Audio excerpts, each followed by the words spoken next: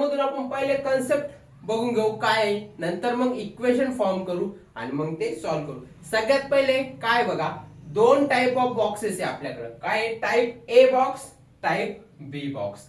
आणि ट्रक आहे. आता डायग्राम थोडी व्यवस्थित नाही पण समजून घ्या तुम्ही, ही ट्रक आहे. ओके. आता या ट्रकची कॅपॅसिटी किती आहे बघा. Capacity of a truck is 10 tonnes.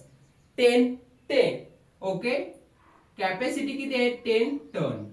आता 1 टन म्हणजेच किती, 1000 किलोग्रॅम. तर 10 टन म्हणजेच किती, 10,000 किलोग्रॅम.